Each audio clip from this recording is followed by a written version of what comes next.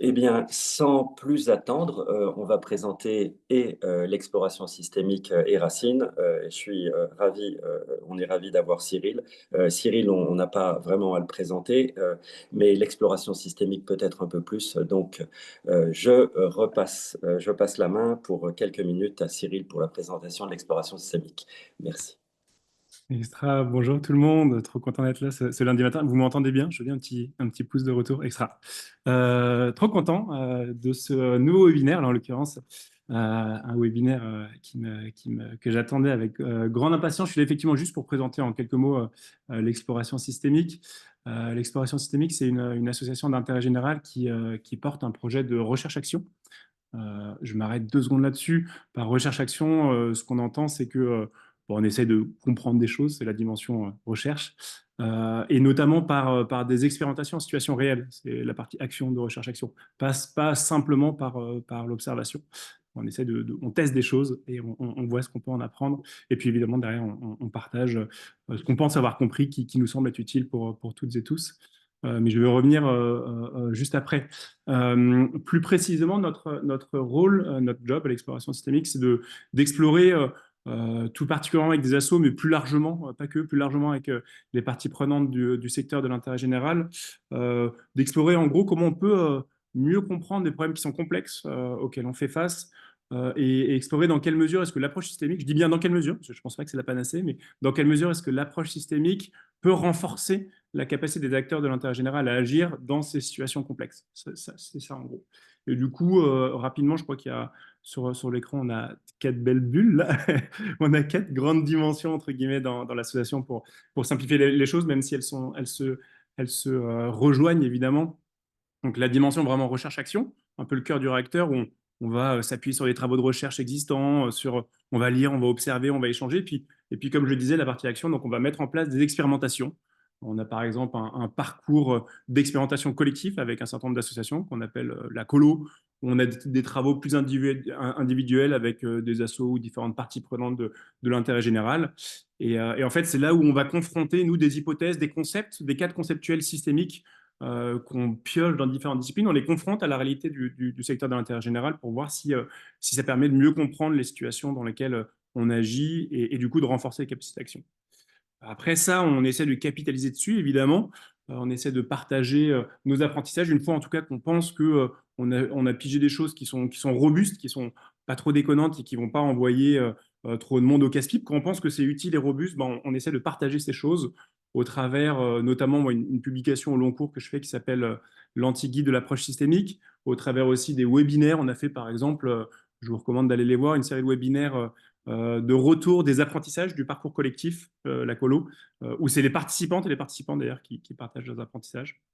On a aussi une dimension coévolution qui, je pense, est dans l'ADN assez proche aussi de ce que fait Racine, à savoir que nous, on a quand même commencé à travailler avec des assos dans un premier temps, mais évidemment, si les assos bougent sur un certain nombre de choses, mais je caricature, hein, mais si les assos bougent, mais qu'on finance pareil, on évalue pareil, on accompagne pareil, on a les mêmes rapports au pouvoir public, ben, ça va créer des tensions. Donc dans l'ADN, on essaye d'avancer en cheminant avec différentes parties prenantes de l'intérêt général, en essayant de voir aussi comment leurs contraintes, leurs métiers, leurs capacités permettent d'intégrer une approche plus systémique et comment on fait ça en système en fait.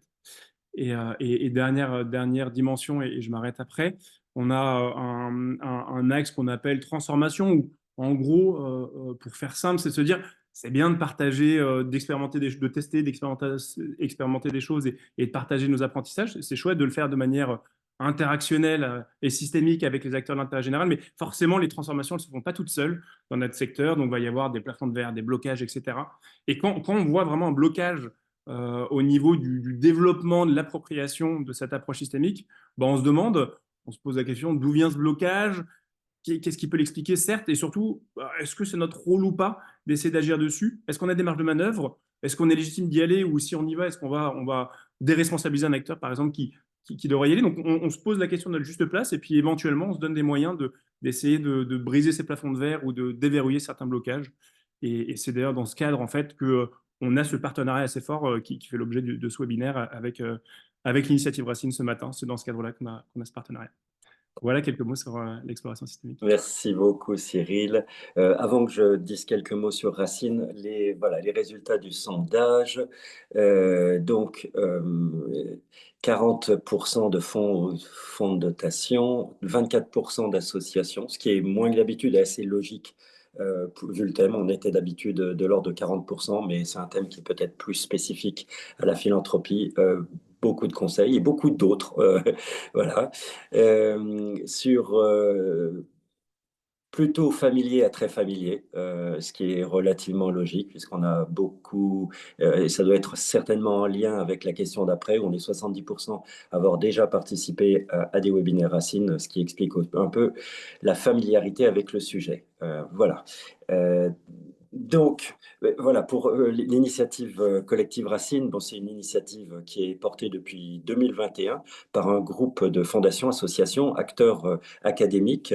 Euh, réunis autour d'une ambition qui est de faire évoluer nos pratiques, nos postures à travers une approche systémique de la philanthropie. Alors, plus précisément ou autrement, c'est créer les conditions pour que la philanthropie, notamment dans ses relations avec les associations, contribue à apporter des réponses profondes et durables aux enjeux de société.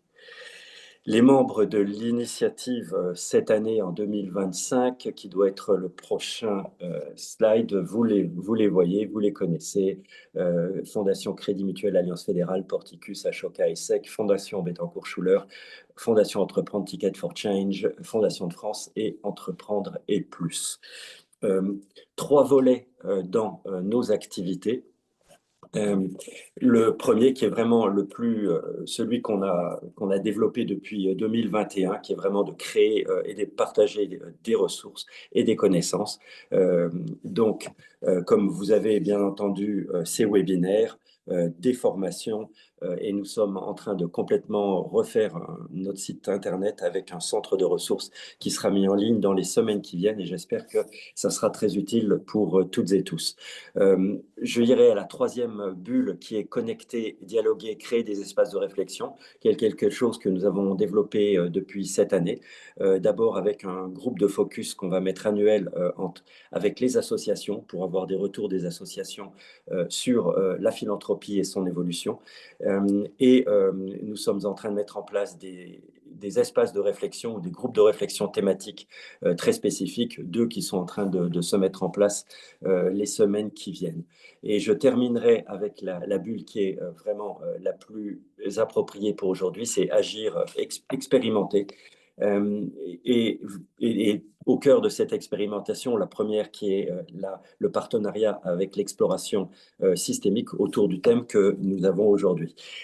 Jusque-là, c'est vrai que Racine, c'est vraiment centré, le focus, comme on dit, sur c'est quoi la philanthropie systémique, c'est quoi les pratiques, c'est quoi les postures, vraiment le quoi. Et en fait, on ne s'est jamais vraiment posé la question du comment. Comment se transformer? C'est une question qu'on s'est posée individuellement au sein de nos propres organisations, mais on ne se l'est pas vraiment posée collectivement. Et à côté, on a eu un certain nombre de sollicitations d'acteurs philanthropiques qui nous disaient, est-ce que vous pouvez nous accompagner dans notre transformation? Et franchement, ce n'est pas le rôle ni la mission de l'initiative collective Racine. Et c'est pour ça que en revanche, on a des acteurs comme l'exploration systémique qui sont à la fois des spécialistes de l'approche systémique et en plus qui accompagnent pour le moment surtout des associations. Et on s'est dit que c'était peut-être le moment de faire quelque chose ensemble, d'où cette action et ce partenariat. D'abord, poser des questions, si on veut dire c'est quoi se transformer vers une philanthropie plus systémique, se poser la question et poser la question à des acteurs qui sont dans cette réflexion et ensuite essayer d'en tirer les conséquences. Pour ça, on a Agathe avec nous, Agathe Leblay, que beaucoup d'entre vous connaissent déjà. Agathe, c'est assez impressionnant parce que tu as été à la fois dirigeante d'Asso, présidente d'Asso, tu as été, tu es consultante dans l'ESS, tu as été consultante dans le domaine marchand et administratrice de fondation. Donc, personne ne peut avoir, je dirais, une expérience aussi large pour aborder le sujet. Et maintenant, je te passe la parole. Merci Jean-Baptiste, merci Cyril. Est-ce que pareil, je fais un petit test de son. Est-ce que vous m'entendez bien? Ouais, super, ok. Effectivement, j'ai été à la croisée de beaucoup de chemins et c'est ce qui me permet d'être plutôt à l'aise, on va dire, sur ce sujet-là et de garder cette posture de tâtonnement et de doute que je vais vous proposer pendant ce webinaire. Et donc, ça fait un petit moment que je suis, on va dire, en compagnonnage avec l'exploration systémique et très en lien avec l'initiative Racine. Et c'est ce que je vais vous raconter aujourd'hui. Quelques précautions pour commencer ce webinaire. Déjà, je vais dire je pour incarner un peu ce que je raconte. Gardez en tête que c'est une aventure collective, hein, donc on est plusieurs à avoir fait émerger ce que je vais vous partager là. Mais voilà, par précaution de langage, je dirais je. Ce que je vais vous partager là, c'est ce qu'on a appelé une phase d'écoute. Donc, dans cette fameuse organisation de recherche-action dont parlait Cyril, c'est plutôt la phase d'observation. Et cette phase d'écoute, elle a été menée d'entretiens avec des personnes qui travaillent dans des structures philanthropiques. Peut-être que parfois je dirais fondation, c'est pour comprendre tout le monde. Fonds de dotation, fondation, qu'elles soient d'entreprise, familiale, family office, voilà, donc toutes les organisations philanthropiques. Et cette phase d'écoute, on l'a imaginée en se disant, il y a cette émergence de la fondation philanthropique. Est-ce qu'on pourrait clarifier ce que c'est? Quel est cet objet? Première intention. Deuxième intention, c'est le comment dont vous parlez, Jean-Baptiste. Euh, Comment on peut continuer d'accompagner, de soutenir, d'observer celles et ceux qui se transforment, celles et ceux qui sont sur le chemin euh, d'une philanthropie plus systémique, qui mettrait en place une approche systémique. Deuxième intention. Troisième intention, essayer d'identifier des éléments de méthodologie qui, quatrième intention, pourrait vous être partagé. Donc, d'en partager les apprentissages. Donc, voilà le cadre de ce travail que je vais vous présenter aujourd'hui et qui est l'issue de 18 entretiens qualitatifs que j'ai menés. Le cadre de ce webinaire, c'est important que je vous le partage aussi. Vous voyez, on va prendre le temps, je vais prendre le temps de vous partager de la matière. Cette matière, elle est dense. Donc, évidemment, ça a été travaillé, synthétisé en amont, mais ça va être assez descendant. Donc, on assume de le faire de cette façon-là, parce qu'il y a une matière qu'il est importante de vous transmettre. Et en même temps, on s'est proposé là collectivement d'organiser un webinaire où on va vous proposer de réfléchir avec nous, de pouvoir nous partager ce que vous en pensez. Donc tout ça, je vous donnerai les consignes au fil de l'eau. Et on va tâtonner un peu là ensemble. Et c'est vraiment l'esprit de tout ce qu'on est en train de faire, hein, de cette idée d'expérimentation. Bah, on va essayer de transmettre un peu cet état d'esprit pendant ce webinaire. C'est pas ce qu'il y a de plus simple, hein. Vous êtes nombreux, nombreuses. Je vais avoir la parole pendant presque une heure. Et en même temps, on s'est dit comment on vous embarque pour vous faire aussi réfléchir à nos côtés parce que la matière que vous allez nous transmettre, on va pas l'étudier tout de suite, mais on la gardera pour essayer de voir, vous voyez, quel est le niveau de connaissance, de maturité, d'interrogation de l'écosystème que vous représentez. Donc ça, c'était important aussi que je vous dise ça. Et dernier point de ce petit temps d'introduction et de cadrage, euh, l'idée de ce webinaire, c'est peut-être de créer deux choses. Et je dis peut-être avec, voilà, en conscience. C'est quelque chose que je ne vais pas maîtriser, mais c'est l'intention que je vous propose. C'est d'abord que vous puissiez vous dire, ça c'est utile. Ça vous fait réagir. J'ai envie d'essayer ça. Ça me donne une bonne idée. Peut-être que je peux le mettre en place dans mon organisation, dans mon équipe, au sein de ma gouvernance. Donc, oui, cette idée de, voilà, ça vous donne envie de faire quelque chose, de vous mettre en action. Et la deuxième intention, c'est que vous puissiez vous dire, ça me fait réfléchir. Il y a un truc là, j'avais pas vu ça. Je suis en train d'apprendre quelque chose et je sais pas ce que je vais en faire, mais voilà, ça s'ancre quelque part. Et de cheminer avec ça et de voir comment ça va pouvoir se transformer. Donc on est aussi là collectivement pour apprendre et c'est la posture hein, que je vais avoir pendant tout le webinaire. Dans tout ce que je vous transmets, c'est une synthèse d'écoute. Donc il y a une part de subjectivité qui va se mélanger à ce que je vais vous dire et je suis en posture d'apprentissage aussi avec vous. Voilà, donc c'est vraiment c'était important pour moi de placer ce cadre-là. Je vais rentrer dans le premier temps de cet échange, enfin de ce partage plutôt, avec un temps des définitions. La première question, vous voyez, qui a été posée dans cette phase d'entretien, donc cette vingtaine d'entretiens que j'ai eus, c'était la question de, pour vous, à quoi ressemblerait une organisation philanthropique qui aurait une approche systémique? Donc vraiment, l'entrée en matière dans ces entretiens commençait par ça. Et la réponse qui m'a été faite, et que je vais développer un petit peu après, c'est qu'en fait, il n'y avait pas de définition précise. Personne n'a vraiment été en mesure de m'apporter une définition. C'était une question que tout le monde m'a renvoyée comme étant super complexe, pas simple, qui a besoin de prendre un temps de réflexion pour se poser sur les éléments de compréhension des uns, des unes et des autres. En fait, ce serait quoi une organisation philanthropique qui aurait une approche plus systémique? Donner une définition, c'est absolument essentiel, dans le sens où définir, c'est quoi? Ça veut dire, comprendre les limites et les contenus d'un concept. C'est vraiment de prendre le temps de comprendre l'objet qu'on a en face de nos yeux. Et je vais vous en donner une définition. Je vais vous donner une définition de travail, qu'on a validée collectivement, qui va encore bouger. Mais avant ça, premier temps de réflexion que je vous propose, là, je vais vous proposer de prendre 5 minutes pour vous poser la question de, pour vous, c'est quoi en fait la définition de la philanthropie systémique? J'ai vu qu'il y avait, enfin Jean-Baptiste l'a dit, il y a pas mal de personnes qui ne sont pas forcément d'organisations philanthropiques. Prêtez-vous au jeu. Pour vous, ce serait quoi là un mécène, un philanthrope, un donateur, un client quand vous êtes consultant, consultante, qui serait une organisation philanthropique systémique? Je sais que cette question, elle est pas simple.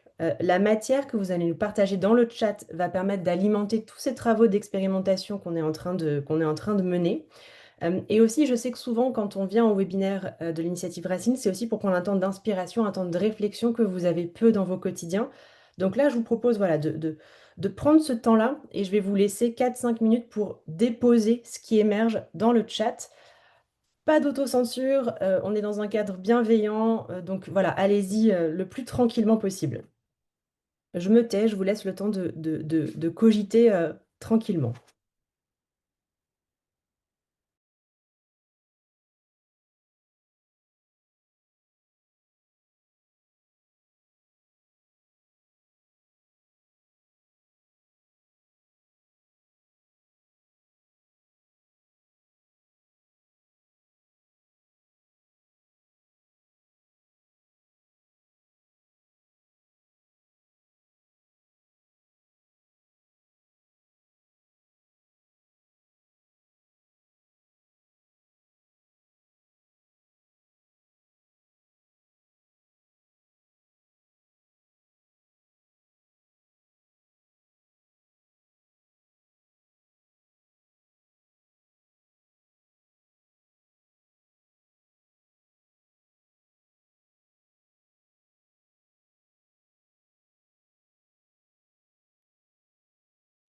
Voilà, je vais rester un peu présente quand même par la voix parce que ça fait un grand silence et peut-être que, c'est pas forcément confortable pour tout le monde. Hem Voilà, n'hésitez pas à vous lancer dans le chat, c'est pas forcément, simple d'être la première personne à y aller. Encore une fois, je vous le rappelle, cette matière, elle est vraiment plus à titre indicatif et pour vous permettre de prendre le temps de réfléchir. Et encore une fois, je vais vous donner une définition, hein, donc une proposition de définition arrive. Hem, donc vraiment essayer de prendre ce temps plus comme un temps pour vous, hem, un peu presque, j'allais dire, un peu d'introspection. Voilà et nous, la matière, encore une fois, je vous le précise, elle nous sera très utile pour voir un peu ce qui émerge. Là, on est 108, en ce moment. C'est précieux, hein, on est rarement autant, et en plus à cette croisée des chemins entre organisations philanthropiques, associations, consultantes, consultants. J'ai vu qu'il y avait aussi une personne qui représentait une institution publique. Donc c'est riche de croisements et c'est le monde dans lequel on est, le monde complexe dans lequel on est. Donc voilà, l'idée, c'est vraiment de profiter de votre présence et d'en apprendre aussi, quelque chose.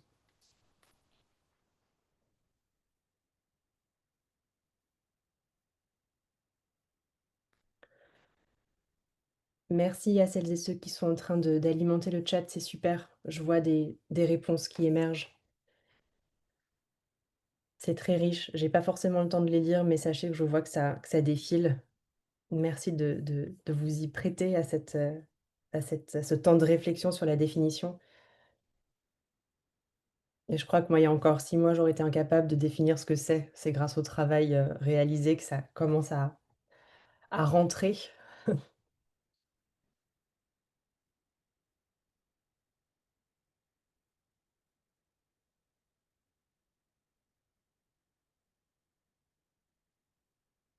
Voilà, je vais vous laisser encore un petit peu de temps, 1 à 2 minutes, là, pour que celles et ceux qui ont besoin encore un peu de temps puissent, voilà, déposer quelques idées fortes, en tout cas qui vous semblent importantes. Et ensuite, je vous partagerai la définition de travail qui va nous permettre quelque part de nous relier autour d'un contour qui continue à se clarifier. Hein, je vais dire ça comme ça. Il y a beaucoup de matières qui existent aujourd'hui sur la systémie, sur la philanthropie qui va vers une approche plus systémique. Il y a plein de choses qui existent. Donc, c'est de voir comment on peut se mettre d'accord, entre guillemets, enfin, en tout cas, vous proposer un contour d'objet qui va nous alimenter pendant ce webinaire.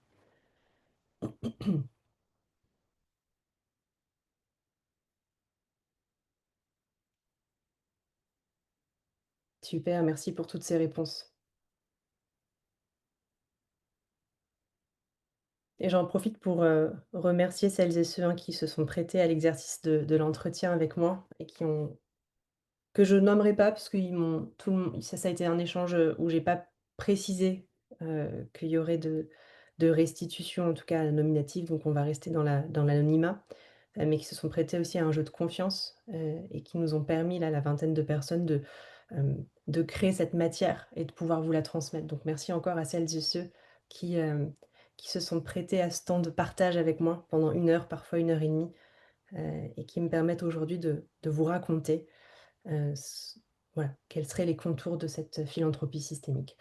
Ok, super. Bah, je vais me lancer donc dans la proposition de définition et je vais vraiment réinsister sur pourquoi c'est important d'avoir une définition. Vraiment, si on veut se relier autour d'un objet qu'on comprend et qu'on connaît, c'est absolument essentiel de savoir quels sont les contours de cet objet, les contours de ce concept qu'on est en train d'aborder ici, pour pouvoir, j'allais dire presque jouer toutes et tous dans la même cour, hein, dans la même aire de jeu. Et pour ça, il faut savoir quels sont les contours, quelles sont les limites pour pouvoir être dans cette matière. Et vous voyez, l'idée, c'est vraiment d'essayer d'éviter, de dire qu'on fait de la philanthropie systémique, mais de pas le faire.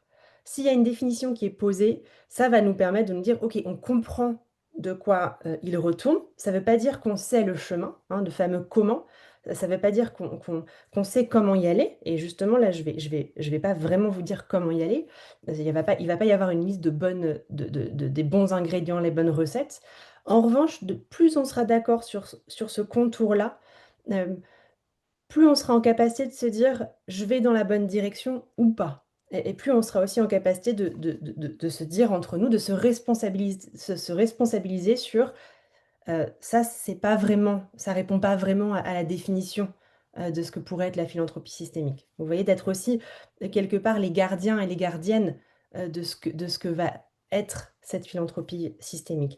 Et je vous précise aussi, enfin, beaucoup d'entre vous le savent, mais la systémie, l'approche systémique, le changement systémique, ce sont des concepts et des théories qui existent en dehors de nous depuis longtemps, qui ont été extrêmement travaillées. Donc là, on est en train de s'approprier cette matière. Mais je veux dire, ça nous dépasse, quoi.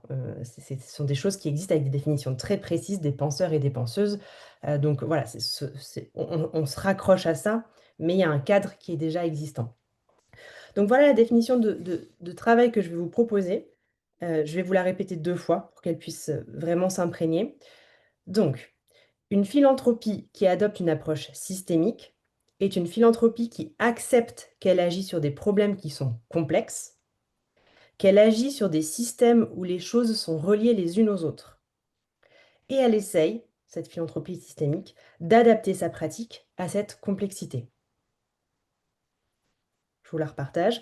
Une philanthropie qui adopte une approche systémique est une philanthropie qui accepte qu'elle agit sur des problèmes qui sont complexes, qu'elle agit sur des systèmes où les choses sont reliées les unes aux autres, et elle essaye d'adapter sa pratique à cette complexité. Voilà ce qu'on s'est proposé, vous voyez, pour faire le contour de cette philanthropie systémique telle on la voit aujourd'hui, telle qu'on est en train d'essayer de la définir.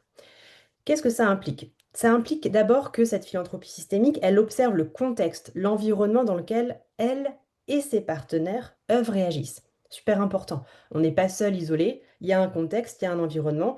Et ce contexte et cet environnement révèlent plein de choses qui sont prises en considération. Euh, je vous fais un parallèle. En ce moment, on est dans une situation de crise très forte financière pour beaucoup de structures associatives et plus globalement d'intérêt général. ce serait par exemple un des éléments du contexte, ça pourrait être de se dire, ah, je prends ça en considération. Voilà, contexte, environnement qui sont pris en considération. Ensuite, la proposition ici que j'ai envie de vous faire, c'est aussi de se dire qu'on ne peut pas seulement se focaliser sur le résultat attendu. Dans le monde de la philanthropie, on a souvent cette envie de se dire quel résultat, qu'est-ce qu'on a envie de créer, qu'est-ce qu'on a envie de résoudre comme problème. Là, c'est peut-être de se dire que si on observe le contexte, l'environnement et qu'on comprend qu'on est reliés les uns les unes aux autres, peut-être que de s'arrêter juste sur le résultat, quelque chose qui, qui, qui est un peu insuffisant, ou c'est peut-être pas la bonne direction, c'est peut-être pas la bonne intention. Donc, vous voyez, là, on commence déjà un petit peu à se détacher de cette idée de résultat. Et c'est aussi de se dire que dans ce résultat qu'on aimerait obtenir, il y a peut-être certaines associations qu'on soutient qui y travaillent, mais il y a plein d'autres associations qui y travaillent. Vous voyez, il y a ces associations et puis il y a les autres. Qu'est-ce que ça crée par rapport à la résolution éventuelle de cette problématique? Il y a ce fameux climat, contexte, environnement particulier. On est dans une temporalité particulière aussi, en fonction de comment je soutiens, euh, le temps sur lequel je vais soutenir une structure associative, ça va induire des choses. Donc là, vous voyez, je suis juste en train de décortiquer un petit peu ce qui vient émerger dans cette idée de définition que je viens que je viens de vous proposer. Et une autre grande idée que vous pouvez garder en tête aujourd'hui, peut-être que beaucoup d'entre vous l'ont déjà en tête, c'est d'essayer de ne pas se satisfaire d'une logique réductionniste ou linéaire. Vous voyez cette fameuse idée de problème égale solution, cause-conséquence.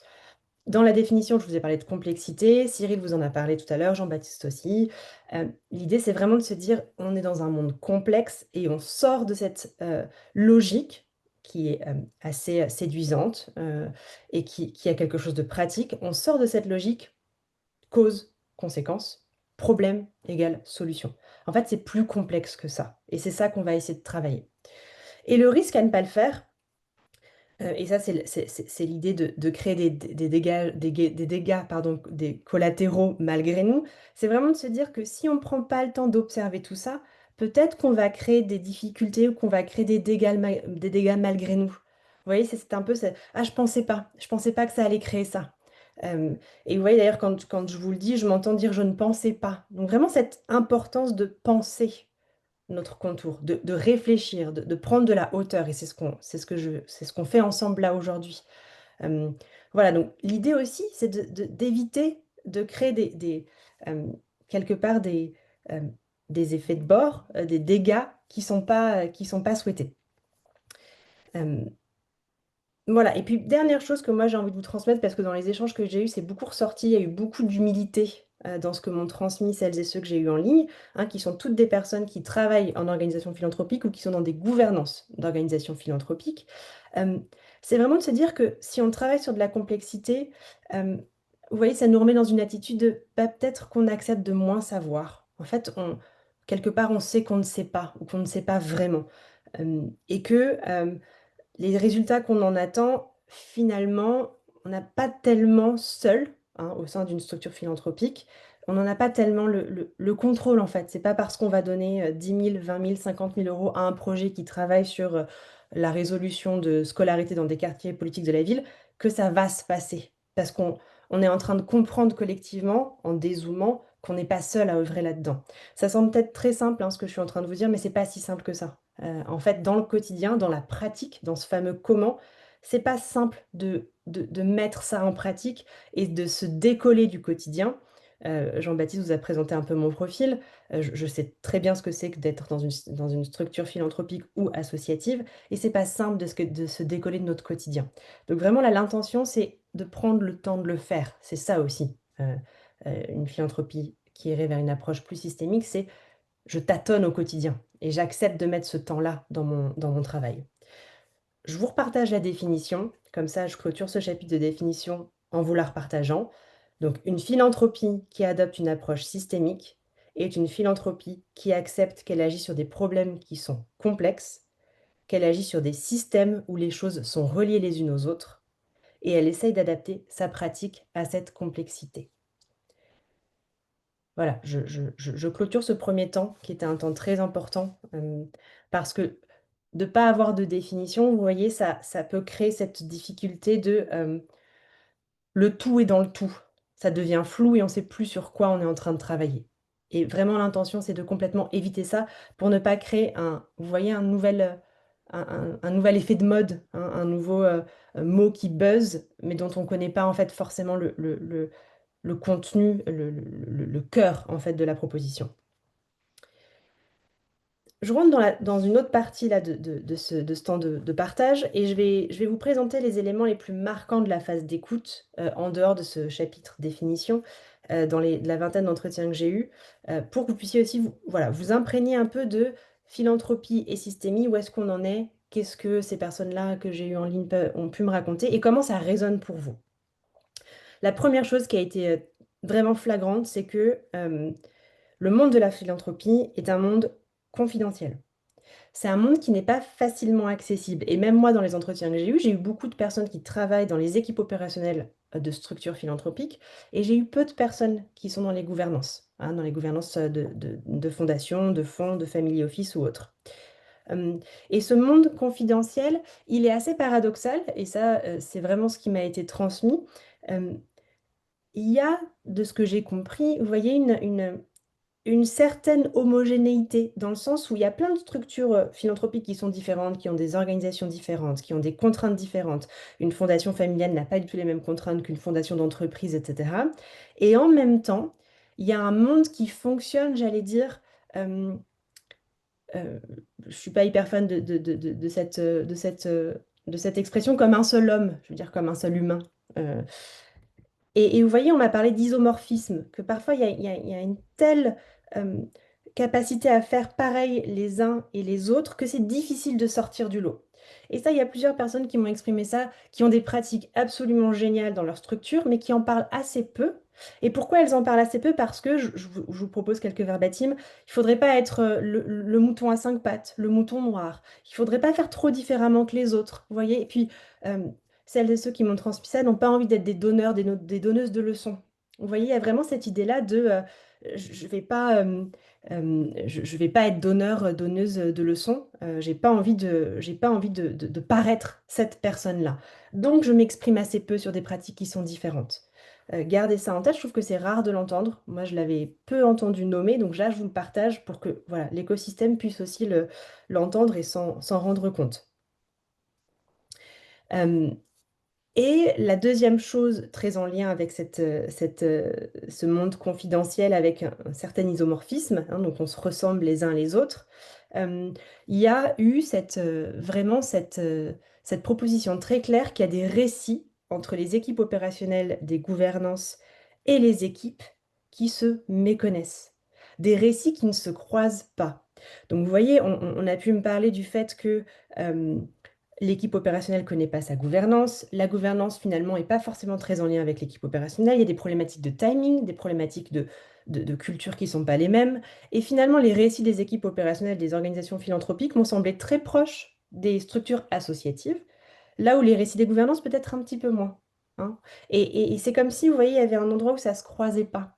Euh, j'ai eu beaucoup de personnes des équipes opérationnelles qui m'ont dit, mais en fait, je ne sais pas quel est le pourquoi profond de ma gouvernance à vouloir travailler sur des questions éducatives ou autres. Et vous voyez, ça, c'était vraiment un élément qui a énormément ressorti et avec beaucoup de termes autour de bah, moi, je vais avancer sans ma gouvernance, ou ça, ma gouvernance n'a pas le temps, donc je vais déployer des stratégies de contournement pour pouvoir avancer sur ce sujet qui me tient à cœur, mais où je sais que ma gouvernance n'aura pas forcément le temps, l'envie de plonger là-dedans. Euh, j'ai pas assez de temps avec ma gouvernance pour pouvoir en parler. Voilà un peu toutes les propositions qui m'ont été faites et qui montrent que l'équipe opérationnelle peut se dépatouiller euh, pour ne pas avoir à présenter des sujets qui semblent trop complexes à sa gouvernance. Et vous voyez, ça m'interroge. C'est quelque chose qui est sorti de manière très très régulière. Les gouvernances, alors je prends des grandes pincettes, hein, attention, je suis caricaturale là-dedans, hein, on est sur une vingtaine d'entretiens, donc à vous de sentir aussi comment ça se passe pour vous, et je vais vous proposer de nous le raconter, mais qu'il y a quand même cette idée de les gouvernances, vous voyez, veulent être sur le terrain. Et ça, moi, c'est quelque chose que j'ai entendu en tant que délégué général de fondation d'entreprise. Nous, on veut être sur le terrain. On veut comprendre ce qui se passe. Enfin, on veut comprendre. En tout cas, on veut financer des projets sur le terrain avec un rejet, une distance, un inconfort face à tout ce qui est conceptuel et intellectuel. Là, je vous parle un peu de ce qui résonne en moi, donc c'est très subjectif, mais ça, c'est quelque chose qui m'interpelle vraiment. Et vous voyez, je vous transmets mon interrogation, c'est comment peut-on résoudre les grands problèmes de notre temps, qu'ils soient sociétaux, environnementaux, politiques, si on ne prend pas le temps de comprendre, de réfléchir et quelque part de faire un peu marcher notre tête, quoi. Le terrain, c'est absolument essentiel, mais le terrain, sans prendre le temps j'allais dire, vous voyez, le temps de prise de hauteur, de réflexion et de conceptualisation, est-ce que c'est possible? Est-ce que c'est suffisant? Je vous laisse avec cette interrogation-là, mais en tout cas, moi, j'ai été assez marquée par ça. Je vais vous proposer à la suite de voilà, premier point de marquant de ces échanges, un sondage qui va apparaître et je vais vous proposer de répondre sur cette idée de gouvernance. L'idée, c'est vraiment de pouvoir nous dire aujourd'hui comment vous vous sentez avec votre gouvernance et si vous êtes un membre de la gouvernance, comment vous vous sentez avec l'équipe opérationnelle, hein. Donc voilà, ajustez-vous en fonction du sondage. Et celles et ceux qui sont en asso, jouez le jeu, faites aussi avec votre gouvernance à vous. Euh, et comment vous êtes avec votre gouvernance aujourd'hui? Est-ce que vous vous sentez aligné pleinement? Est-ce que vous avez des moyens de vous les aligner? C'est OK, vous vous sentez plutôt confortable. Est-ce qu'il y a des sujets que vous partagez pas du tout? Vous les gardez, vous les gardez pour vous. Et est-ce que vous avez des désalignements majeurs et vous mettez en place des stratégies de contournement? Voilà, je vous laisse le temps de répondre. Là, il y a un 57% qui se tourne autour de nous trouvons toujours des moyens de s'aligner. Donc voilà, on ajuste, on tâtonne, euh, on s'arrange. 20%, il y a des personnages, des sujets pardon, que je ne partage pas ma gouvernance. Donc c'est un peu en train de bouger, mais ça se stabilise aussi. 5% qui ont l'honnêteté, merci, de nous partager qu'il y a des alignements majeurs et qui mettent en place des stratégies de contournement.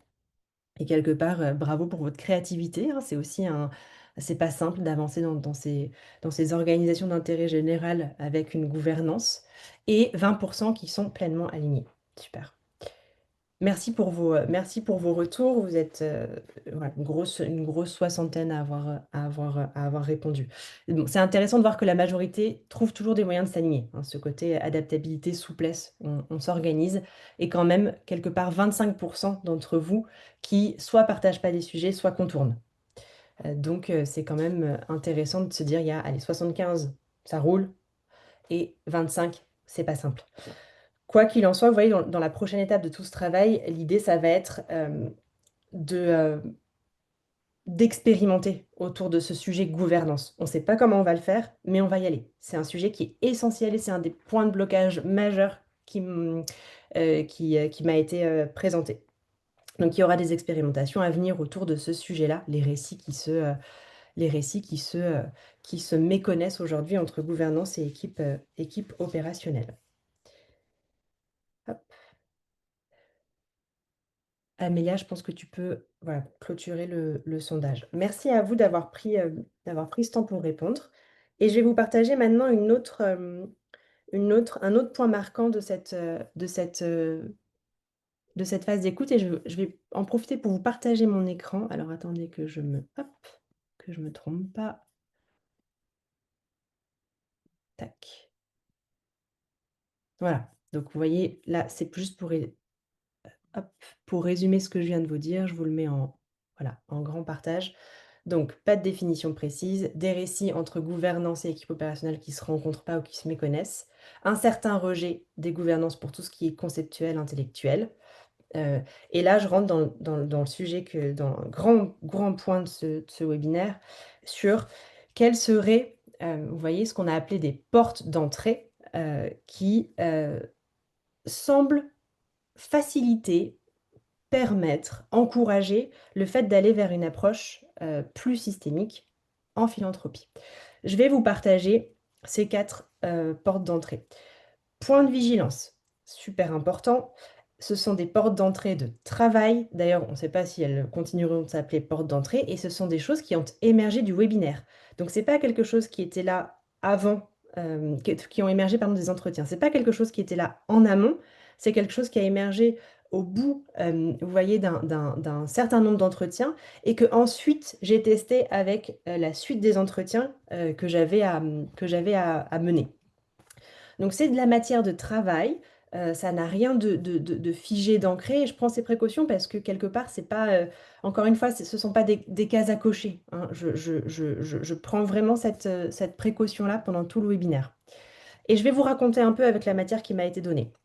Donc la première, qui n'est pas une première en ordre chronologique, c'est juste la première que j'ai mise sur ce dessin-là, porte d'entrée. Et d'ailleurs, elles sont toutes reliées les unes aux autres d'une certaine façon. C'est plus une façon de se mettre, vous voyez, dans cette dynamique d'approche systémique.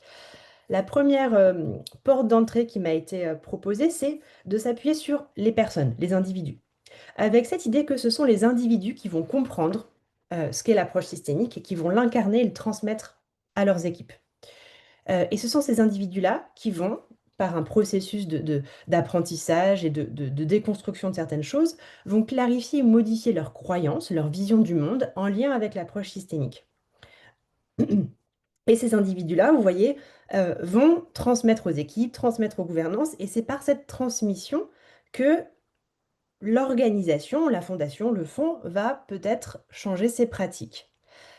Ça peut être voilà, un parcours de formation, des personnes qui s'enrichissent par ailleurs, qui se posent des questions, et qui sont un peu voilà, celles et ceux qui prennent leur bâton de pèlerin et qui vont venir transformer les choses.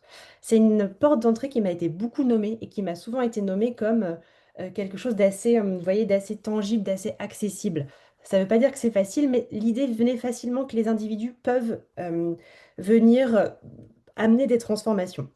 Et la difficulté première qui m'a été transmise dans cette porte d'entrée, c'est en fait les individus s'épuisent. Et que ça, c'est vraiment vous voyez, c'est on va dire un dommage collatéral, hein, à cette dynamique-là, c'est que si on compte que sur les personnes, en fait, les personnes, au bout d'un moment, déjà, c'est pas simple de prendre conscience de ce qu'est une approche systémique, de comment ça redéfinit notre vision du monde, ça remet de la complexité, ça peut créer du trouble, du doute, du flou, de l'incompréhension, presque une perte de repère, hein. C'est beaucoup de mots qui m'ont été aussi transmis sur celles et ceux qui sont passés à travers un processus de vraiment de transformation en tant que personne. Et qu'en fait, ces personnes-là qui ont fait voilà, qui ont fait cette démarche, quand elles reviennent dans leurs organisations, elles peuvent se retrouver face à des organisations qui bougent pas, qui comprennent pas, qui n'entendent pas, et ça crée, je vous sors quelques mots, hein, une désillusion, une déception, une fatigue. On peut même dire éventuellement des burn-out. Enfin voilà, vigilance. Les personnes peuvent devenir fragiles face à cette vous voyez, pour le coup, à ces mondes qui ne se rencontrent plus, ou ont l'impression de plus être au bon endroit et changent.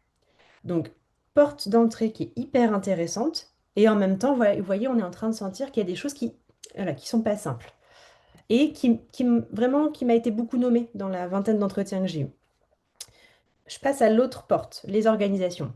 À chaque fois, dans les entretiens que j'ai eus, c'est la porte d'entrée qui m'a été systématiquement nommée en disant, c'est le cœur du réacteur. C'est là qu'on devrait être, transformer les organisations. Et quasiment à chaque fois, ça s'est accompagné de et en même temps, c'est là que c'est le plus difficile. Donc, c'est presque comme si c'est là qu'il fallait aller pour être une organisation philanthropique qui a une approche plus systémique, qui va vers plus d'approches systémiques. Et en même temps, c'est là que c'est difficile. C'est là que ça bloque, ça coince, c'est pas simple. Ce serait quoi, cette nouvelle porte d'entrée? L'intention, ce serait que l'organisation philanthropique questionne sa place, Cyril vous parlait tout à l'heure de sa juste place, son rôle et ses pratiques, et qu'elle essaie de comprendre la complexité dans laquelle elle se situe, afin éventuellement de trouver une place différente, dite une plus juste place.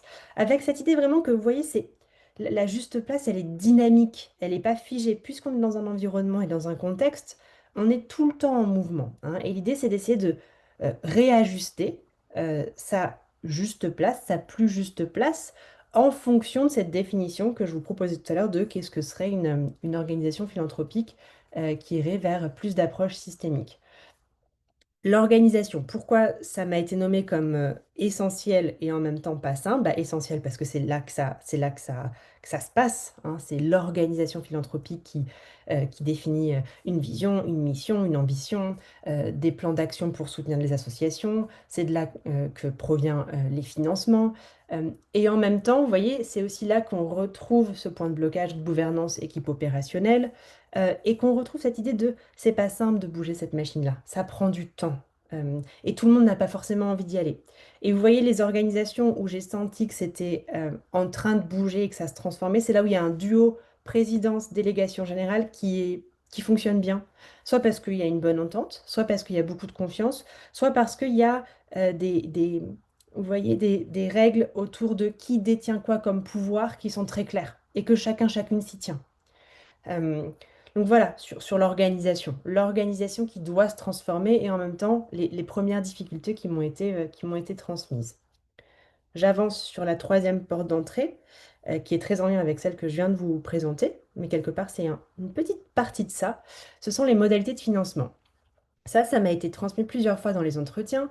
C'est de se dire, vous voyez, il y en a pour qui m'ont dit, mais finalement, je pense que ma plus juste place, en fait, en tant que fondation qui essaie d'aller vers une approche systémique, c'est de financer les associations qui elles-mêmes se transforment, qui elles-mêmes mettent en place euh, des stratégies d'exploration systémique. Et ça, c'est très intéressant, c'est de se dire, bah, je reste financeur et j'accepte ce rôle-là de financer. C'est moi qui ai des moyens financiers et je vais financer celles et ceux qui sont en train de se transformer et qui sont les acteurs et les actrices de terrain. Euh, donc vraiment, là, l'intention, c'est de permettre le financement des stratégies associatives d'exploration systémique, et c'est des organisations philanthropiques qui vont chercher ces structures-là et qui vont les soutenir. Donc ils vont soutenir leurs tâtonnements stratégiques, leurs interrogations, leurs doutes, leurs zones d'ombre, tout ça afin de rentrer dans cette complexité d'une organisation associative qui veut résoudre des problèmes éducatifs, hein. C'est quand même pas simple comme sujet. Là, la difficulté qui a émergé assez vite, c'est comment on repère ces associations, comment je sais qu'elles sont dans une approche plus ou moins systémique. Et c'est des choses qu'on va continuer à explorer dans la phase justement des explorations et des expérimentations sur le terrain, c'est de se dire, bah, c'est super comme intention, c'est très intéressant, et en même temps, effectivement, ça demande de pouvoir repérer ces projets-là. Donc voilà. Et sachant que tout ce qu'on est en train de se dire là sur la philanthropie systémique, l'idée c'est quand même de soutenir des associations derrière qui sont sur le terrain et qui œuvrent euh, à ce que j'allais dire, à ce que notre monde, je vais le dire comme ça, à ce que notre monde aille mieux. Il faudrait définir tout ça, mais je pense que vous comprenez l'idée. Et donc il y en a quelques-uns qui se sont dit, moi je vais pas changer mon organisation, en revanche, je peux allouer un budget à ça, et quelque part, c'est déjà changer leur organisation, mais c'est peut-être plus simple de se dire, voilà, c'est un petit, là, je crée un petit pôle où je finance les stratégies associatives d'exploration systémique. Donc très en lien avec les organisations et en même temps, un petit peu moins, peut-être un peu moins envahissant comme transformation, super intéressant. Et la dernière porte d'entrée, c'est de se dire qu'on bouge les modalités d'évaluation. Vous savez toutes et tous que on parle beaucoup d'évaluation d'impact, de mesures d'impact. Euh, donc on évalue aujourd'hui beaucoup l'aval, le résultat. Là, l'idée, c'est de se dire, bah, peut-être qu'il y a certaines organisations philanthropiques qui seront OK pour venir étudier l'amont, vous voyez, avec cette intention de mieux cerner les problématiques auxquelles l'écosystème cherche à répondre.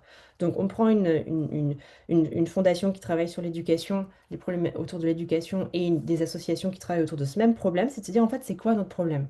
C'est quoi notre problématique? Finalement, est-ce qu'on comprend bien la question à laquelle on veut se confronter? Est-ce qu'on comprend bien la problématique qu'on aimerait pouvoir résoudre, ou en tout cas on aimerait pouvoir apporter des solutions à ça? Est-ce que vraiment on comprend bien ce que c'est? Est-ce on comprend bien ce qu'on doit faire? Et donc l'idée, c'est de se dire que certaines organisations philanthropiques pourraient venir déplacer leur objectif d'évaluation des solutions, donc des résultats, de l'impact, de l'effet, donc de l'aval, à la compréhension des problèmes, donc de venir se positionner en amont.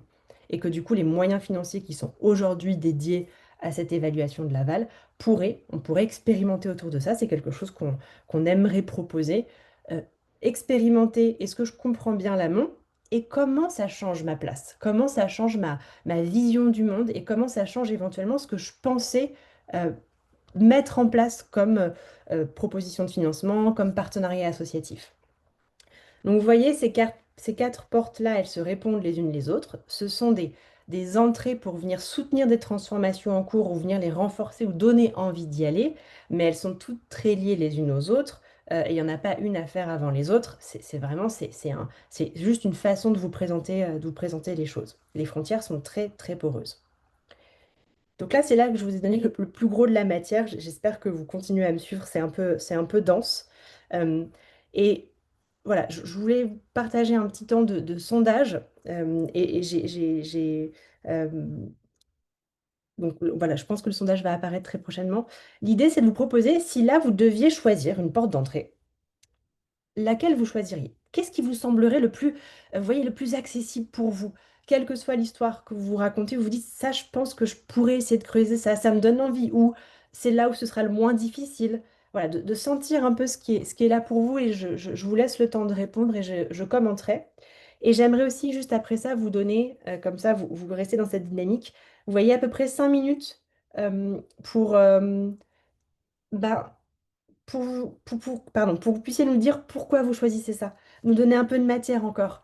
Pareil, là, je ne vais pas la traiter, j'ai pas du tout vos réponses sous les yeux, mais vous voyez, on retraitera tout le chat derrière et ça nous donnera un peu de matière sur, en fait, qu'est-ce qu'il faut expérimenter, vers quoi on peut aller pour vous proposer demain des apprentissages qui vous seraient utiles aussi. Donc du coup, voilà, je veux bien que vous nous décriviez un peu, là, celles et ceux qui ont des éléments à nous partager sur pourquoi vous avez choisi ça et qu'est-ce qui fait que ça vous engage plus que les autres. Voilà, donc soit répondre de cette façon-là, soit dire pourquoi vous n'avez pas choisi les autres. En tout cas, toute matière qualitative dans le chat sera super précieuse pour nos travaux d'expérimentation à venir. Et je vous laisse voilà, 5 petites minutes euh, pour aborder cette question-là.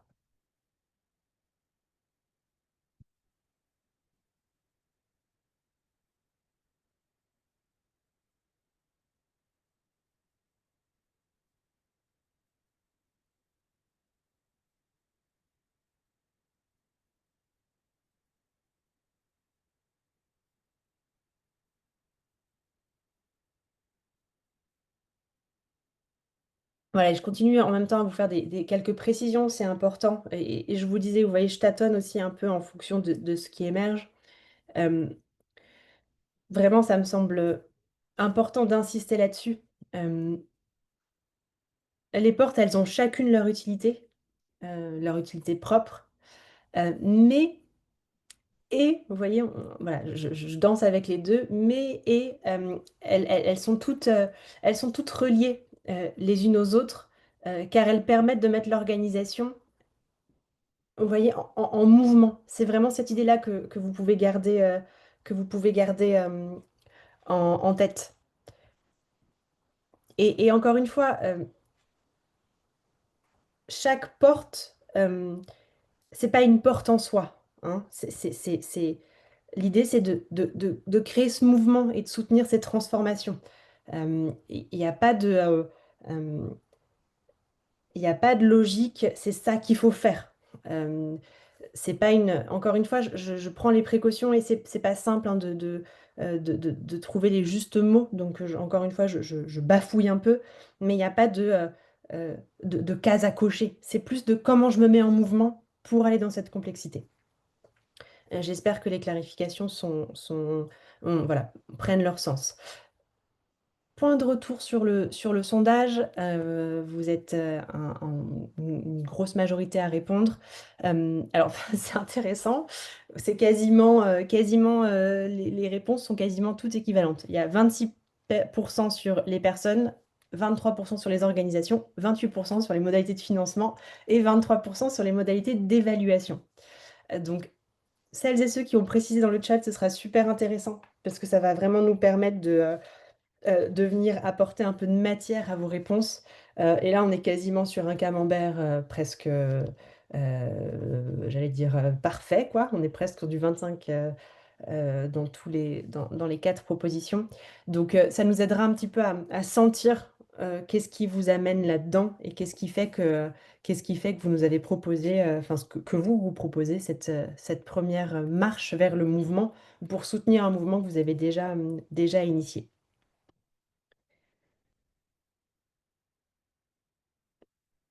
Alors je regarde le chat pour voir comment ça se passe. Je vois qu'il y a des propositions qui sont en train de se faire. Je vais peut-être vous laisser encore une petite minute et puis ça me permettra de venir conclure, cette phase de partage. Hem, voilà, merci, hein, à celles et ceux qui partagent des éléments. Je vois qu'il y a des grands textes. C'est super, ça va vraiment nous apporter de la matière. Vous êtes encore, on est encore une grosse centaine, présentes et présents, donc vraiment c'est hyper précieux, de pouvoir, récolter, ce qui se passe pour vous. Alors pour être dans le timing, parce que ça c'est vraiment important de pouvoir aussi vous libérer en temps et en heure, je vais poursuivre et conclure, tranquillement, avant d'arriver vers une phase de clarification. Voilà, je vous ai partagé là vraiment, vous voyez les grands, les j'allais dire les éléments vraiment qui ont été très marquants dans cette phase d'écoute et qui sont beaucoup, beaucoup, beaucoup ressortis. Donc je vous le redis, hein, le lien entre gouvernance et équipe, gouvernance et équipe opérationnelle d'organisations philanthropiques, le fait de pas forcément réussir à se croiser, à comprendre les grands pourquoi des uns et des autres, et donc presque à manquer un peu de temps pour se rencontrer, hein. C'est peut-être ça qui voilà, de créer cette rencontre. Hem, un grand point autour de ces 4 porte d'entrée dynamique pour soutenir les transformations, hein, et qu'en fonction de là où on est, de niveau de maturité, de ressources, de temps, bah, tout le monde ne voit pas, le mouvement et la transformation, par la même, porte. Voilà, tout le monde n'a pas la même façon de rentrer dedans, et encore une fois, les frontières sont poreuses. L'idée, c'est de se mettre en mouvement et les propositions, les 4 boules que je vous ai présentées sont très, très reliées. Cette grande interrogation autour de la définition, hein, et l'idée de que la définition est importante, essentielle pour, collectivement en être responsable et continuer de se transformer à l'intérieur de cette définition. Et je vais conclure par vous présenter quelques grands étonnements, qui sont ressortis de cette phase d'écoute. Hem, le premier concerne la place des associations dans ce processus. Quand on parle d'organisations philanthropiques, une très grande majorité, sont des structures qui financent les associations. Ou qui soutiennent, hein. Il y a beaucoup ce mot-là. On soutient des associations, pas que on finance, hein. Ça questionne aussi la posture du philanthrope. Est-ce que c'est que du financement? Est-ce que c'est du soutien? Ça, c'est un sujet qui est en débat, qui est en questionnement. Il n'y avait pas d'homogénéité de réponse autour de ça. Mais en tout cas, cette place des associations, du coup, dans ce processus, elle n'a jamais été nommée ou très, très rarement été nommée spontanément. C'est-à-dire qu'on a déroulé l'entretien et globalement, voilà, chacune est dans son monde. Par contre, à chaque fois que j'ai posé la question: «Et qu'est-ce que vous pensez de la place des associations dans ce processus de transformation?» Je crois que tout le monde m'a dit: «Il faut qu'elle soit encore plus importante. On doit laisser plus de place, aux associations dans notre processus de transformation». Donc les organisations philanthropiques qui vont vers plus d'approches systémiques ont toutes l'envie, quand la question leur est posée. Alors, encore une fois, on est sur une vingtaine d'entretiens, mais toutes ces organisations-là m'ont dit qu'il faut laisser la place aux associations, que c'est important, que ça crée des choses différentes et en même temps, la difficulté, c'est quelle place, comment on le fait, mais il y a cette envie. Donc ça, c'est vraiment précieux que tout le monde l'entende, et qu'on continue de questionner ça, et ce sera sûrement à terme un sujet d'expérimentation. Quelle est la place des associations dans ce processus de transformation des organisations philanthropiques? Grand sujet d'étonnement. Deuxième sujet, d'étonnement que je voulais vous partager, ça concerne, alors l'évaluation, la mesure d'impact. Il y a jamais les mêmes termes qui sont proposés. Hem, Où, dans les entretiens que j'ai eus, il y a pas eu un seul consensus sur ce que c'était et sur ce que ça devait créer, sur l'utilité qu'on devait en percevoir. Hem Et les termes ne sont, encore une fois, vous voyez, c'est comme s'il n'y avait pas eu de définition de ce qu'est, l'évaluation d'impact qui soit suffisamment précise, pour qu'on s'en saisisse et qu'on comprenne de quoi on parle. Et je vais pas tant insister là-dessus, simplement vous dire qu'il y avait pas d'homogénéité. En revanche, j'ai voulu vous partager quelques images qui m'ont été données, que j'ai trouvées intéressantes et peut-être que ça pourra vous nourrir, vous donner des idées, vous inspirer. Il y a plusieurs personnes qui m'ont parlé de cette idée de GPS. Vous voyez, pour savoir où est-ce qu'on veut aller, on a une intention, on a envie, on a un cap, mais pour y aller, il faut savoir d'où on part et il faut pouvoir réévaluer sa route. Donc, l'idée là de soutenir ces évaluations, cette mesure d'impact, quel que soit le terme qu'on y mette, et je suis désolée, je reste nécessairement floue là-dessus parce que ça m'a pas, enfin, c'était pas clair. Mais l'idée, c'est vraiment de se dire comment on soutient la structure associative à comprendre où est-ce qu'elle se situe sur sa route.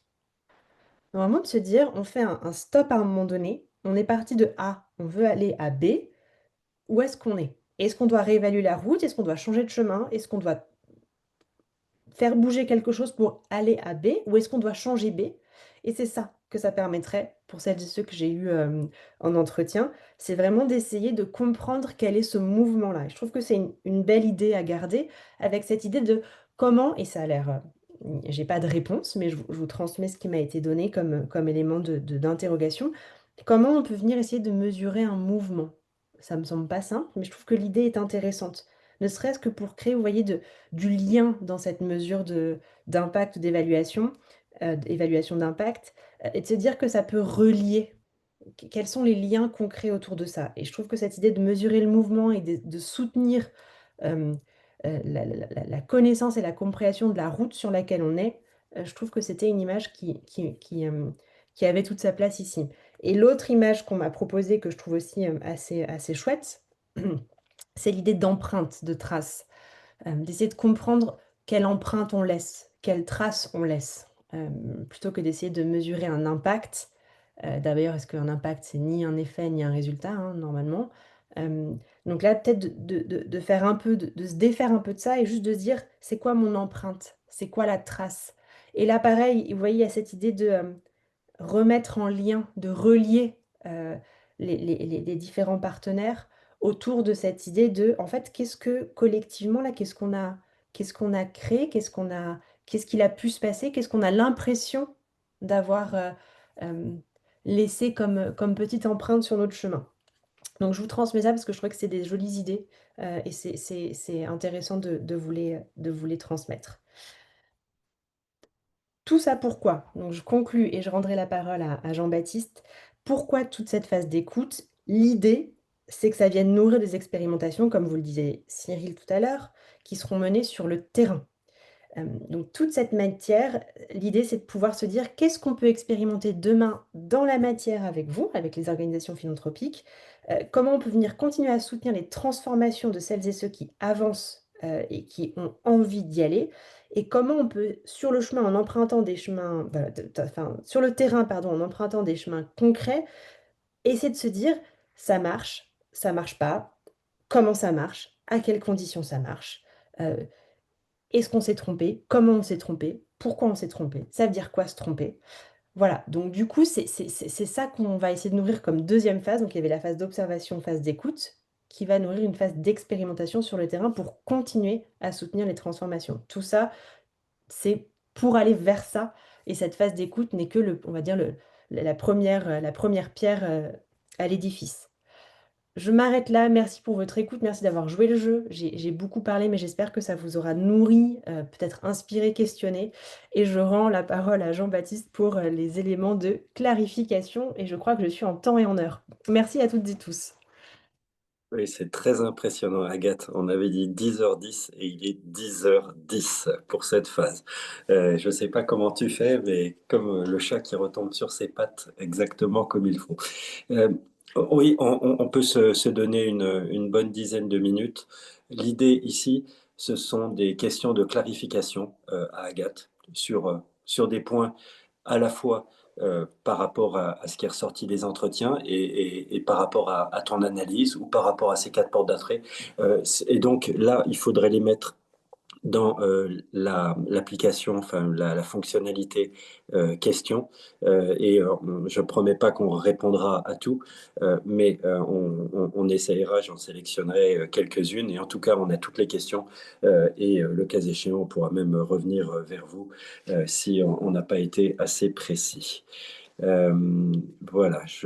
Alors, bon, il y avait déjà trois questions, mais dont une était plus une question de prise de contact. Et donc, elle est bien notée, Margot. On reviendra. Est-ce que nous recevrons les slides? La réponse ici, elle est négative parce qu'ils sont en plein mouvement. En revanche, de toute façon, il y aura un replay et vous retrouverez tout le contenu sur les replays. Et donc, si vous avez des questions à Agathe, ben, n'hésitez pas, mettez-les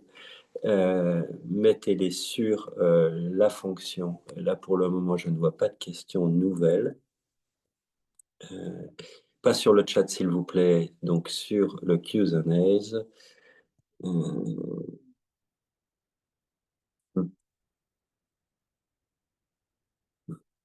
En tout cas, il y a beaucoup de commentaires qui sont merci Agathe, brillant comme toujours Agathe. Merci, ça me fait plaisir, c'est très agréable à lire. Ouais. J'espère que ça vous aura vraiment nourri. Et ce que je vais faire, c'est que je vais juste, comme effectivement il n'y a pas de slide, je vais repartager le dernier slide que j'avais pas, Oui, que j'avais pas partagé. et voilà. Attends, il y a- Vous verrez voilà, la dernière proposition, excusez-moi, je vous l'avais voilà. pas partagée, mais comme ça, vous l'aurez pour celles et ceux qui regarderont le replay. C'est vrai qu'il y avait ça qui était important. Donc voilà, les quelques grands étonnements qui ressortent, qui sont ceux qu'on a voulu vous présenter. Mais comme ça, vous les avez ici par écrit en visionnant le chat. Hop. Alors, on a deux questions, mais avant d'aller à la question, je reprendrai un petit point que Arthur Gauthier a mis sur le chat. C'est vrai qu'on parle de gouvernance et les équipes opérationnelles font partie de la gouvernance au sens stricto sensus du terme, si on veut être exact. Et donc, c'est vrai que quand on parle des gouvernances, enfin, la manière dont tu en as parlé et dont c'est vrai, nous aussi on en parle, on parle de ceux qui ne sont pas dans les équipes opérationnelles. Donc ça, merci pour cette clarification, Arthur. En effet, les équipes opérationnelles font partie des gouvernances d'une si on est strict, mais là on parle de ceux qui ne sont pas dans les équipes opérationnelles.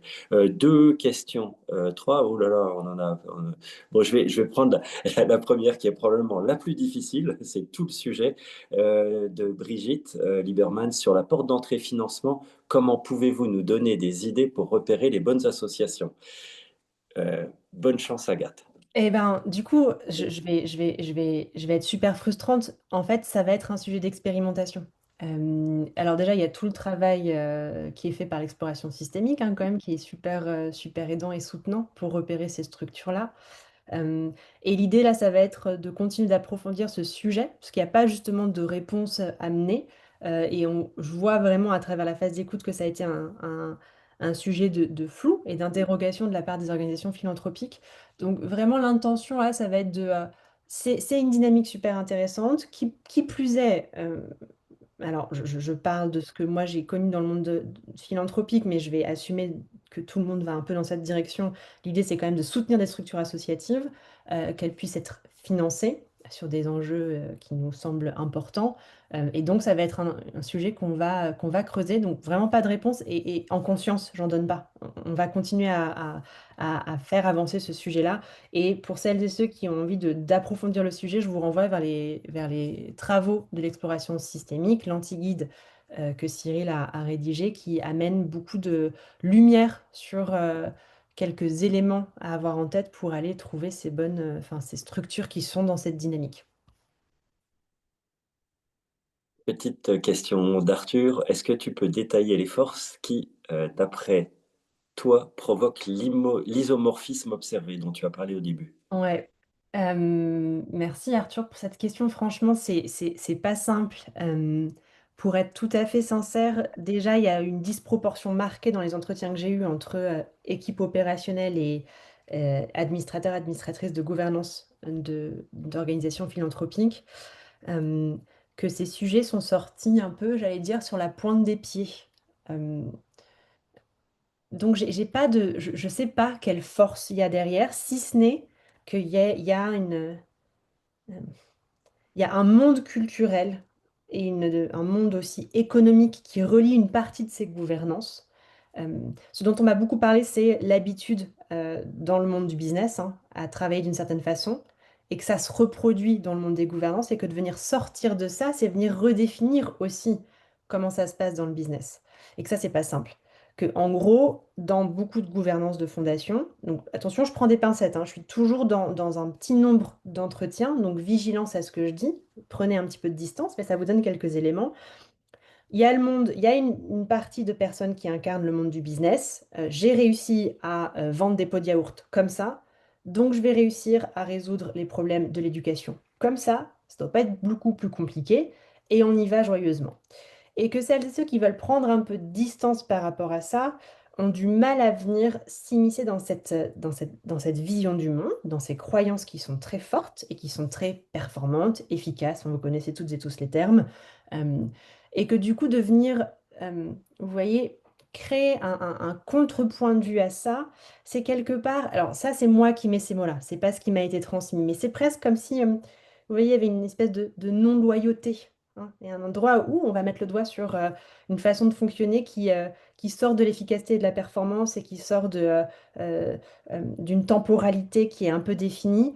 Donc, je ne sais pas exactement ce qui se joue, mais des choses qui m'ont été proposées, c'était par exemple de venir reformer les gouvernances philanthropiques sur la base de ce que c'est que d'être administrateur ou administratrice pour bien comprendre l'objet d'intérêt général de la philanthropie. Donc, j'ai pas vraiment de réponse, mais voilà un peu ce que je peux qualifier de manière supplémentaire à cette question. Très bien, merci Agathe. Le reste des questions est beaucoup plus sur ben, maintenant, qu'est-ce qu'on va faire? C'est quoi ces expérimentations? Et je vais dire deux, trois mots, mais là, je serais très content, Cyril, si tu peux aussi revenir pour compléter. Je l'ai dit au début, enfin, nous, en tant que Racine, on a beaucoup travaillé sur le quoi. C'est quoi l'approche systémique, les postures, les pratiques, comment on explore ensemble ce que ça veut dire. Et on est poussé par nous-mêmes, mais aussi par l'écosystème à dire oui, mais maintenant, c'est comment on peut adopter ces pratiques et ces postures et c'est là que la complémentarité entre l'exploration systémique, où vous avez une vraie expertise sur l'approche systémique, vous avez une vraie expertise et une mission d'accompagnement que nous n'avons pas, et la complémentarité avec nous et nos 4 années de cheminement et d'apprentissage sur ce que veut dire l'approche systémique pour la philanthropie. En général, on pense qu'il y a quelque chose de très fort à faire. On est en discussion sur des expérimentations sur lesquelles qu'on pourrait structurer ensemble et où certainement, de toute façon, l'accompagnement serait fait par l'exploration systémique. Suite à ces entretiens et à ces 4 portes d'entrée, essayer d'être divers dans ces expérimentations et de ne pas faire 3 expérimentations sur la même porte d'entrée. Euh, Certainement avec des organisations de type différents, enfin de type, de taille, d'objets différents. Et certainement, on va utiliser tout le travail et tout l'input que vous avez mis, puisqu'on a gardé tout le chat, et on trouve ça comme une matière extrêmement utile, qu'on va aussi utiliser pour encore mieux structurer ceci. Mais maintenant, je préfère te laisser parler 1 ou 2 minutes, Cyril, pour dire comment toi tu vois les choses et si tu as des éclairages additionnels à apporter sur la suite. Oui, alors éclairage additionnel sur la suite à voir. En tout cas, moi, ce que je trouve intéressant, bon, je rebondis juste sur une précision qui est importante pour nous. Effectivement, on fait des accompagnements, mais on n'est pas une structure d'accompagnement. Je précise juste pour pas qu'on se méprenne sur qui on est. On fait de l'accompagnement dans le cadre d'expérimentation. Maintenant, ce qui est génial, c'est que je pense que cette définition étant posée, la définition n'est pas enfermante sur le chemin pour atteindre. Quand on se dit, en fait, c'est une organisation philanthropique qui prend en compte la complexité des problèmes sur lesquels elle essaye d'agir et du coup qui adapte ses pratiques. On n'est pas du tout en train d'enfermer sur un chemin et au contraire, en fait, on ouvre les chemins. Et du coup, ce comment et ce quoi, ils sont liés. C'est aussi en essayant de comprendre comment une organisation peut se transformer vers une approche plus systémique qu'on va de fait comprendre un peu mieux ce que c'est qu'une organisation qui a une pratique plus systémique. Donc, on va continuer à travailler sur les deux et c'est pour ça qu'il y avait ce préalable de poser la définition pour en faire un champ de travail qui ouvre en fait tout un programme. À partir du moment où on se dit adopter une approche systémique en tant qu'organisation philanthropique, c'est c'est accepter la complexité des problèmes, on peut ouvrir tout un questionnement sur, du coup, moi, dans mes pratiques, mes postures, qu'est-ce que je fais qui aide plus ou moins à prendre en compte cette complexité? Est-ce que mes échanges avec mes assos les aident, elles, et m'aident moi à bien comprendre la complexité du problème et essayer d'agir de la meilleure manière possible? Est-ce que la manière dont je collecte ces informations, est-ce que les indicateurs que je regarde m'aident ou pas à comprendre et à nourrir la compréhension partagée de la complexité? Est-ce que mes appels à projets, est-ce que mes échanges avec mon conseil d'administration? En fait, ça ouvre tout un champ. Là, on a juste posé un premier cadre, une définition de travail, et ces ports d'entrée, ça va être des cheminements différents qu'on va prendre pour voir ce que ça produit réellement chez les organisations philanthropiques. Et en voyant ce que ça produit et où est-ce qu'on se plante aussi, parce que forcément on va se planter par endroits, on sera capable d'affiner la définition et donc d'où ce quoi et ce comment sont liés. Euh, au milieu, on n'a peut-être pas assez insisté, donc je vais juste parler de ça. Au milieu, il y a la question de la recherche d'une plus juste place. Il y a beaucoup d'analogies en fait dans l'approche systémique entre les organisations philanthropiques et les assos qui cherchent tous deux l'intérêt général, évidemment, c'est se dire c'est quoi ma juste place. Dans un problème complexe, soit je fonce, je me dis je vise tel objectif et je déploie toute une ingénierie, toute une machinerie, j'évalue et je prouve que j'atteins mon objectif, soit je me questionne sur c'est un environnement mouvant, comme le disait Agathe, et je dois en permanence m'ajuster. Et cette juste place, je voyais un petit commentaire sur ça à la fin, cette juste place est très politique. C'est-à-dire que derrière, on va aussi re-questionner en expérimentant avec des organisations philanthropiques le fait qu'elles adoptent une approche plus systémique, ça va questionner leur juste place vis-à-vis des assos. Si à un moment ou à un autre, on cherche à mieux comprendre les problèmes, je vais caricaturer exprès, mais est-ce que c'est aux organisations philanthropiques de déployer beaucoup de moyens pour bien comprendre ces problèmes et du coup, finalement, peut-être prendre encore plus de pouvoir vis-à-vis des assos en disant on a compris le problème, voilà comment il faut agir? Est-ce qu'au contraire, il faut donner des moyens aux associations pour mieux comprendre les problèmes et du coup, quelle est la juste place des organisations philanthropiques? On ne sait pas exactement. Mais je trouve que ça ouvre un champ de travail énorme et je ne vais pas revenir spécifiquement sur les expérimentations qu'on va mettre en place. C'est pour ça qu'on a envie de le faire ensemble. Il faut le faire en interaction entre assos, fondations et puis en n'oubliant pas l'écosystème autour. C'est pour ça que nous, on a envie de le faire. On est trop heureux de le faire ensemble, Racine et l'exploration systémique. Mais là, on voit que on a fait que poser le cadre d'un boulot qui va être costaud, je pense. On a posé une définition, c'est déjà beaucoup et en même temps c'est très peu parce que ça ouvre ce champ-là, quoi. Je ne sais pas s'il y avait si tu voulais que je rebondisse plus sur les expérimentations elles-mêmes, sûr qu'on va raconter ce qu'on va faire, c'est encore assez ouvert, mais voilà ce que je pouvais rajouter peut-être. Oui, c'est encore assez ouvert. Il y a beaucoup d'exploration dans notre exploration, mais on va faire quelque chose. Dans le premier semestre, on espérait quand même commencer de préférence deux expérimentations de types différents. Enfin, mais on en reparlera. D'abord, ne pas oublier que beaucoup d'entre vous sont déjà en action et sont déjà dans le comment vous êtes dans cette réflexion et comment vous vous transformez. Ça, on le sait, puisque vous en avez d'ailleurs parlé à Agathe et parlé des obstacles que vous rencontrez. Donc, c'est surtout pas, faut pas attendre que l'exploration systémique et Racine fassent quelque chose. On sait très bien que vous faites déjà énormément de choses. L'intérêt de cette démarche, c'est aussi bien entendu de capitaliser, d'apprendre et de partager avec vous, de partager avec l'écosystème ce qu'on aura appris de ces expérimentations. Eh bien, on est dans les dernières minutes. Je vais remercier tout le monde. D'abord, vous, les participants, vous étiez plus de 110. À partir de 10 heures, vous étiez encore plus de 100. Et c'est vrai qu'à partir il y a beaucoup de gens qui ont des rendez-vous à 10 heures. Donc, il y avait encore plus de 100 personnes à 10 heures. Et ça, c'est remarquable au niveau du nombre. Vous remerciez aussi pour votre contribution dans le chat. Vous avez joué le jeu. On avait expérimenté là-dessus. 3 à 4 sondages dans un seul webinaire, c'est la première fois, pour nous en tout cas, je pense que ça a très bien marché. Remercier bien sûr Agathe, c'était dense, mais c'était vraiment ultra riche et super. Merci Cyril, merci Amélia pour avoir tout organisé ce webinaire. Vous pouvez nous suivre sur LinkedIn.